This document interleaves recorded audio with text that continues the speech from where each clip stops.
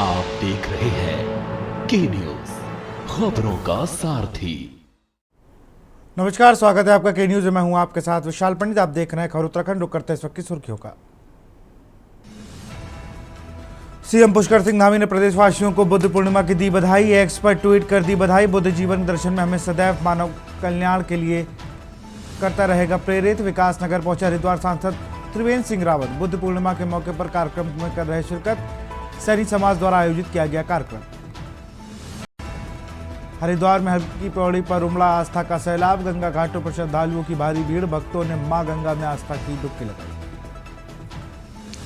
उत्तराखंड में जल्द शुरू होगा बिजली का संकट। छोटे हाइड्रो प्रोजेक्टों से बिजली उत्पादन का फैसला। 14 हाइड्रो प्रोजेक्ट से जल्द होगा बिजली का उत्पादन। देहरादून में महिला और बाल रोग विशेषज्ञों की बढ़ेगी संख्या। मातृ शिशु मृत्यु दरों में कमी लाने के लिए बढ़ाई जाएगी संख्या। कोर्ट द्वारा पूर्व शिक्षा मंत्री प्रसाद नैथानी विश्वनाथ मां जगदीशिला डोली रथ यात्रा निकाल रहे हैं। आप देख रहे हैं के न्यूज, खबरों का सारथी।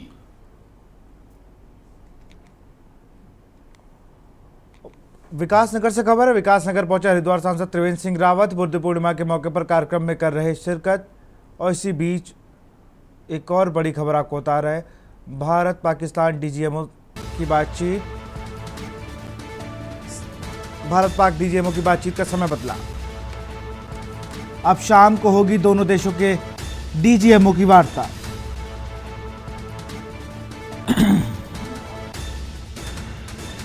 राजीव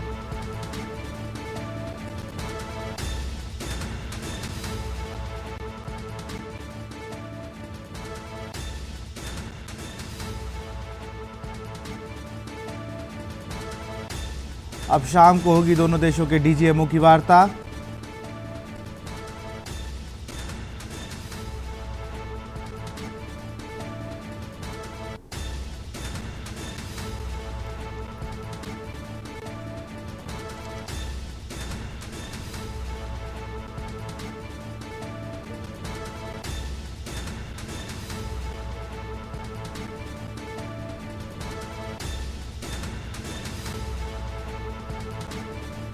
राजीव गई और काशिफ अब्दुल्ला से करेंगे बात।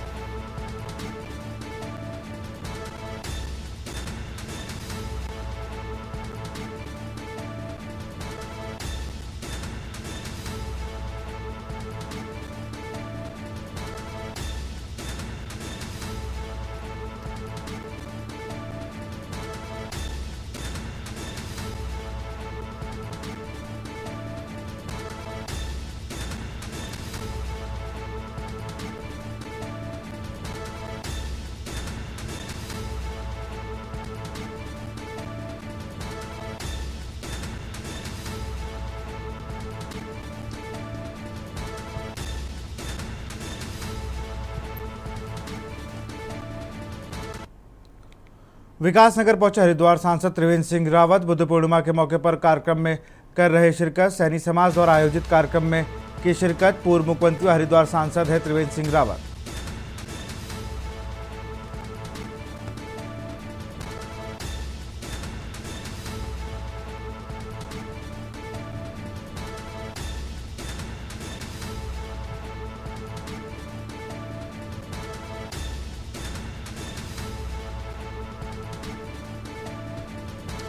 विकासनगर पहुंचे हरिद्वार सांसद त्रिवेंद्र सिंह रावत।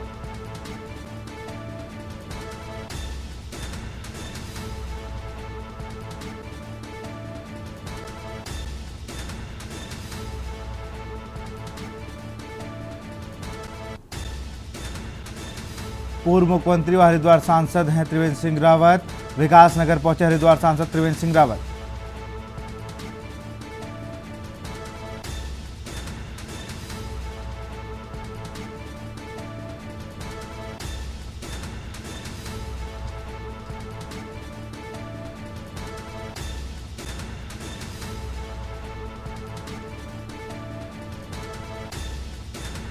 विकासनगर पहुंचे हरिद्वार सांसद त्रिवेंद्र सिंह रावत।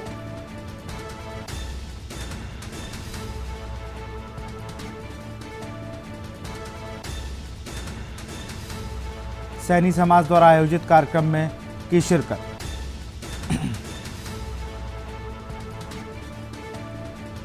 पूर्व मुख्यमंत्री हरिद्वार सांसद है त्रिवेंद्र सिंह रावत।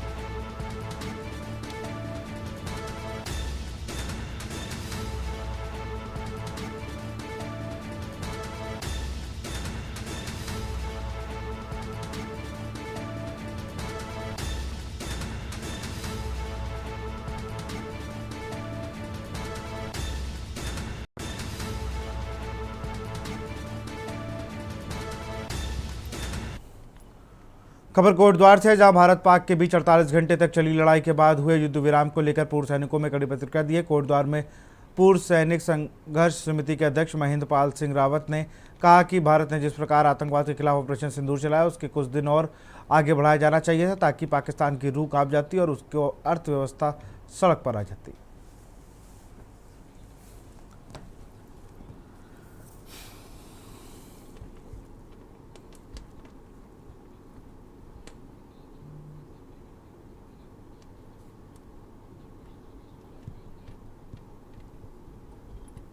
विषय यहाँ पे आज मैं कल ही एक सेमिनार से आ रहा हूँ दिल्ली में, विज्ञान भवन में, और वहाँ पे अधिकतर पूर्व सैनिकों की एक ही राय थी कि वर्तमान में जो युद्ध विराम किया गया है, इस युद्ध विराम को नहीं करना चाहिए था, इसको आगे बढ़ाना चाहिए था। कारण थे उसके पीछे कि जिस प्रकार का एक मूवमेंट और जनता का समर्थन और विपक्ष का समर्थन इस सरकार को मिला है, तो कहीं ना कहीं इस जो ऑपरेशन सिंदूर को है 3-4 दिन और आगे बढ़ाने का काम करना चाहिए था, जिससे कि अगर उसकी अर्थव्यवस्था टूटनी है थी तो जरूर टूटती। मेरा एक मानना इसमें एक है कि हमने अगर उनके आतंकवादी ठिकानों को ध्वस्त किया है और उन्होंने हमारे सिविलियन को ध्वस्त मारा है, तो वो दो चीज़ें अलग अलग हैं।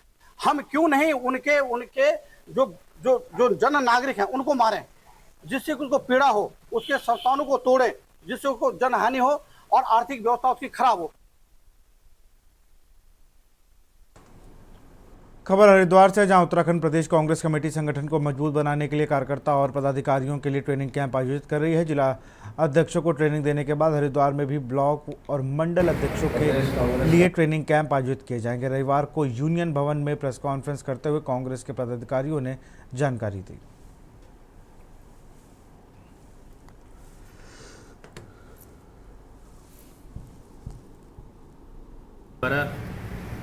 प्रत्येक प्रदेश में ये ट्रेनिंग के कार्यक्रम चल रहे हैं। पिछले 2 माह पूर्व प्रदेश अध्यक्ष करण महाराज जी के नेतृत्व में देहरादून में सभी जिलाध्यक्षों का ट्रेनिंग का कार्यक्रम हुआ, जिसमें संविधान से लेके कांग्रेस की आइडियोलॉजी, जो भारत का संविधान है और जो भारत का संघर्ष रहा आज़ादी के आंदोलन में, और जो कांग्रेस की महत्वपूर्ण भूमिका उस आज़ादी के आंदोलन में रही, इन सब बातों का उसमें ट्रेनिंग का पार्ट होता है।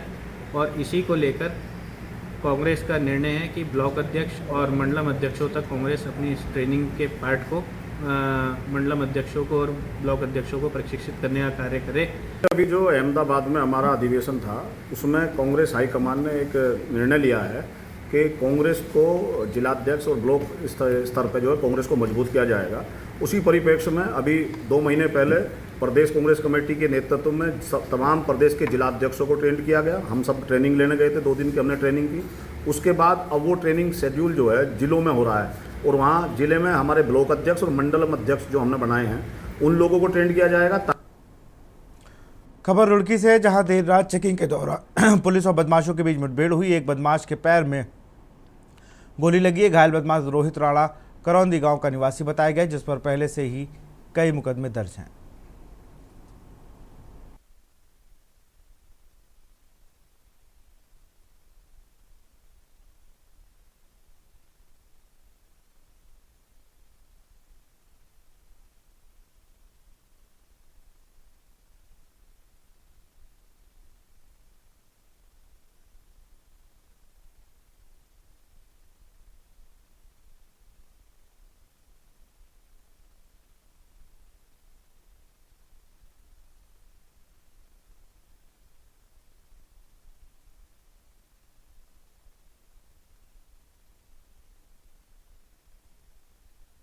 देखिए, पुलिस लगातार सघन चेकिंग अभियान चला रही है।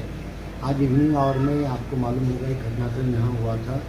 2 पक्षों में झड़प और फिर पता लगा कि एक व्यक्ति फायर वूंड से घायल हुआ है।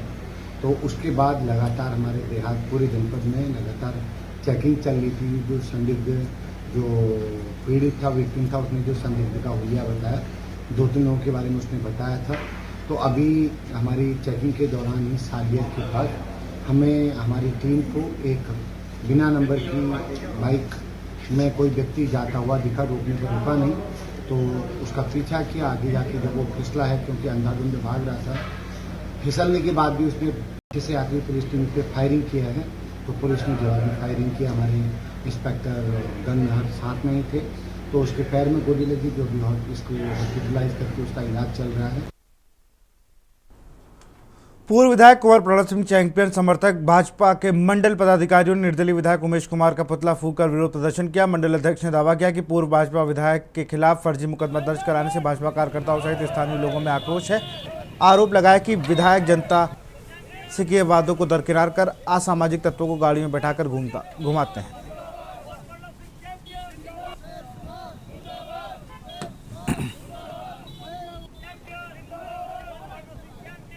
जो परसों दिन की जो घटना हुई है माननीय विधायक जी के द्वारा, वो बहुत ही निंदनीय है। उसी की आक्रोश में आज हमने उनकी पुतला फूंकी है, क्योंकि ये गुंडागर्दी की तो जगह नहीं है ना।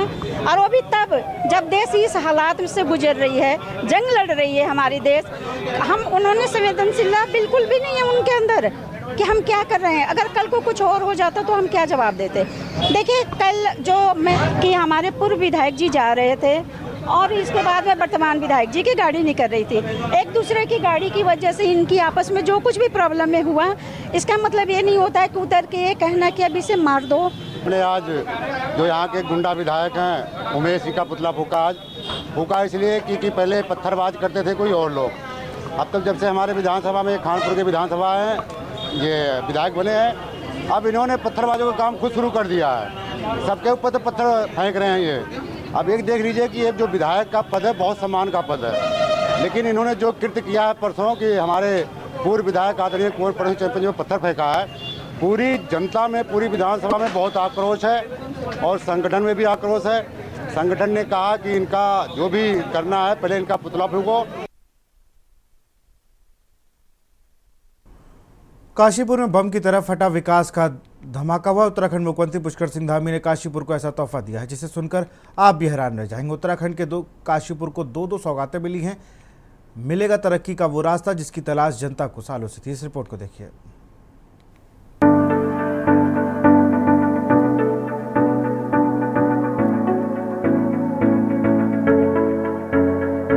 काशीपुर को विकास का डबल धमाका मिला है। 10 करोड़ रुपए बनने वाली 13 सड़कों को मुख्यमंत्री ने न सिर्फ मंजूरी दी बल्कि तुरंत बजट भी रिलीज कर दिया।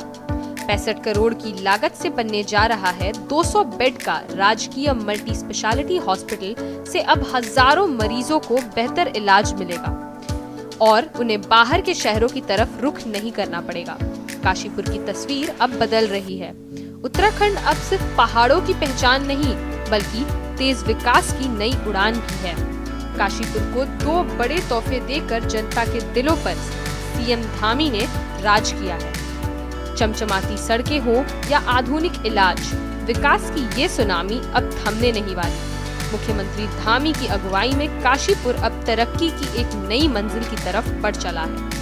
मुख्यमंत्री ने एक साथ सड़कों का जाल बिछाने से लेकर मल्टी स्पेशलिटी अस्पताल की सौगात देकर काशीपुर की जनता का दिल जीत लिया है। विकास हो रहा है, विकास की गति अच्छी है, शहर हमारा उठ रहा है। 10 करोड़ की सड़कें थी जो मुख्यमंत्री जी ने स्वीकृत की हैं। मुख्यमंत्री जी ऐसी सड़कें मेरे कहने पे पास करते हैं तो मुझे फ़ोन भी करते हैं सुबह। मैं उनका बहुत बहुत तहे दिल से धन्यवाद करता हूँ। सभी जानते हैं कि मुख्यमंत्री जी के लिए काशीपुर का एक खास लगाव है। जब जब मैं उनके पास गया हूँ, जो काम लेके गया हूँ, वो उसी समय उसको पास करते हैं। मैं उनका बहुत बहुत धन्यवाद करता हूँ। भाजपा विधायक त्रिलोक सिंह चीमा का कहना है कि मुख्यमंत्री धामी ने मेरे हर प्रस्ताव को माना है, हर मांग को तवज्जो दी है और काशीपुर में विकास की गंगा बह रही है। मुख्यमंत्री पुष्कर सिंह धामी का हमेशा काशीपुर की जनता से लगाव रहा है। आज काशीपुर को जो सौगातें मिली हैं वो इस क्षेत्र की दशा और दिशा दोनों बदल देगी। यहाँ पे बहुत काम निगम करता है, कुछ विभाग निधि से काम होते हैं, सब मिलजुल के काम होते हैं और काम हो रहे हैं। और काशीपुर जो है एक अच्छा शहर जो है, अगर हम लोग कहीं भी जाते हैं तो वापस अपने घर में, अपने काशीपुर में आने की सोचते हैं, क्योंकि काशीपुर कोई आज ऐसी सुविधा नहीं है, कोई ऐसा मेडिकल से पास करवाई थी राज्य सेक्टर में, उसमें मैं मुख्यमंत्री जी जो है जब भी ऐसी मेरे कहने को ऊपर करके पास करते हैं तो वो मुझे फोन करते हैं। तो आप लोगों के सबके माध्यम से मैं मुख्यमंत्री जी को बहुत बहुत धन्यवाद देता हूँ। जो 13 सड़कें हैं तो 10 करोड़ की सड़कें हैं और इसमें इसकी डिटेल मैं आपको दे दूंगा, ताकि आपके माध्यम से मेरा पर्पस ये है कि ऐसे मैं हमेशा कहता हूँ कि ये सब काम जो मैं आप लोगों को बताता हूँ उसमें मेरा कोई पर्सनल गेन नहीं है, मेरे को कोई पॉलिटिकल गेन नहीं है। मेरा इंटरेस्ट जो है काशी हमारा शहर आगे बढ़े। कुल मिलाकर काशीपुर में विकास की असल कहानी अब शुरू हो चुकी है, लेकिन असली सवाल तो ये है कि क्या इन योजनाओं की रफ्तार भी उसी जोश से चलेगी जैसा वादा किया गया है? क्या ये काम वक्त पर पूरे होंगे या फिर फाइलों में ही उलझ कर रह जाएंगे? मंजूरी तो मिल गई, पर अमल कब और कैसे होगा ये आने वाला वक्त ही बताएगा। काशीपुर से के न्यूज संवाददाता अजहर मलिक की रिपोर्ट।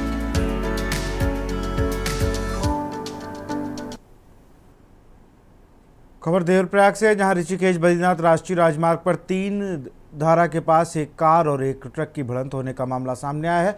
हादसे में कार चालक घायल हो गया। घायल के मुताबिक सड़क के ऊपरी भाग से कोई पत्थर सड़क पर आ गया था, जिसको बचाने के चक्कर में उसकी ट्रक से भिड़ंत हो गई। बताया कि उसके साथ एक और अन्य साथी भी था और वह दिल्ली से केदारनाथ बाबा के दर्शन के लिए जा रहा था। नहीं, देखो जो हमारा 3 धारा वाला है, राष्ट्रीय राजमार्ग वाला है, वो काफ़ी लंबा है और से लेकर के वहाँ तक जो दूरी काफ़ी दूरी होती है, तो इसलिए हमको जैसे ही सूचना मिलती है हम लोग तुरंत प्रयास करते हैं कि कम से कम समय पर हम वहाँ पे पहुँचे और हमारी पूरी संयुक्त टीम लेकर हम लोग जाते हैं। ऐसे नहीं कि कोई सामान हमारा छूट गया, हमारा अधिकतर सामान बल्कि गाड़ी में ही रहता है, तो समय हो सकता है कोई सामान हमारे इधर रखने हैं उसको ढूंढने में, लेकिन हम लोग प्रयास करते हैं कि जल्दी से जल्दी पहुँच जाए वहाँ पे। और आज भी हम लोग वहाँ पे पहुँच गए थे, टाइम से पहुँच गए थे। और जो जिनकी गाड़ी एक्सीडेंट हुई थी उनसे वार्ता करके, दोनों से वार्ता करके, बल्कि उनका समझौता भी हो गया, तो इतना कोई गंभीर मामला तो था नहीं है। घटना हुई थी, मैं दिल्ली से केदारनाथ आ रहा था। आपके दोस्त भी थे आपके साथ? मेरे साथ मेरा एक दोस्त था और कहीं ना कहीं मुझे लगा कि बहुत सारी चीज़ें अच्छी होंगी, तो 2 तारीख को बाबा जी के दर्शन खुले, तो मैंने कहा सोचा चलते हैं।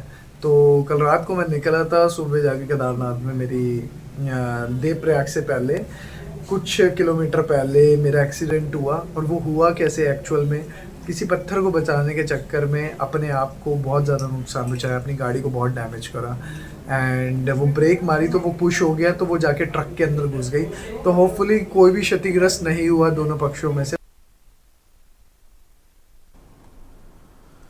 विगत दिनों केंद्र सरकार की कैबिनेट में जाति जनगणना को मंजूरी मिली है, जिसको लेकर रविवार को प्रदेश भाजपा के द्वारा भाजपा मुख्यालय देहरादून में प्रेस कॉन्फ्रेंस का आयोजन किया गया। मीडिया से बात करते हुए भाजपा के प्रदेश अध्यक्ष महेंद्र भट्ट ने कहा कि 94 वर्षों के बाद जातिगत जनगणना का जो निर्णय लिया गया, भाजपा उसका सम्मान करती है।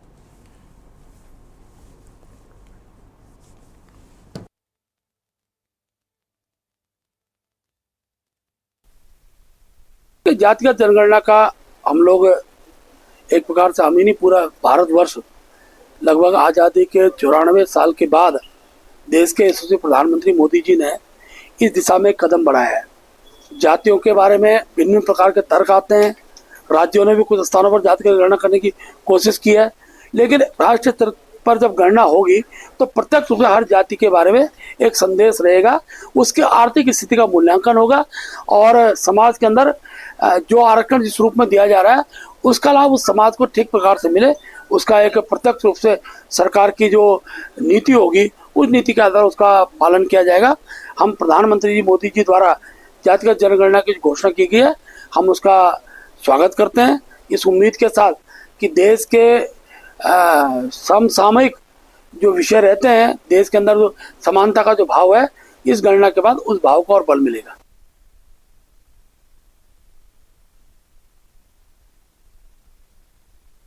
खबर देहरादून से, जहां देश भर में जातिगत जनगणना कराने को लेकर लगातार हो रही सियासत अब एक बार फिर अपने चरम पर है। बीते दिनों भाजपा सरकार के द्वारा जातिगत जनगणना को कराने की बात की गई, लेकिन सरकार के इस फैसले को कांग्रेस अपनी जीत बता रही है, तो वहीं दूसरी तरफ भारतीय जनता पार्टी अपनी पीठ थपथपा रही है। अब इसको लेकर दोनों दलों में एक दूसरे पर जमकर कटाक्ष करे जा रहे हैं।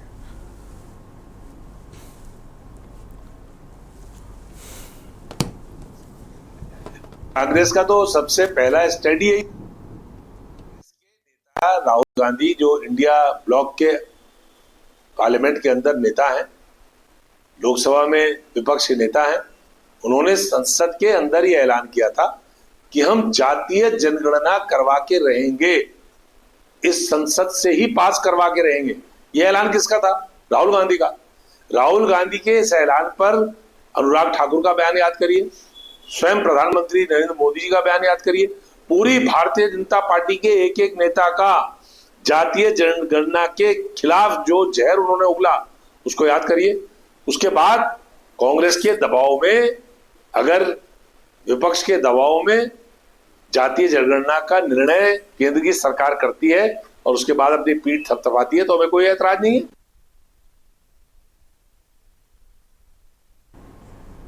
तो फिलहाल खबर उत्तराखंड में इतना ही। देखते रहिए न्यूज़ इंडिया। नमस्कार।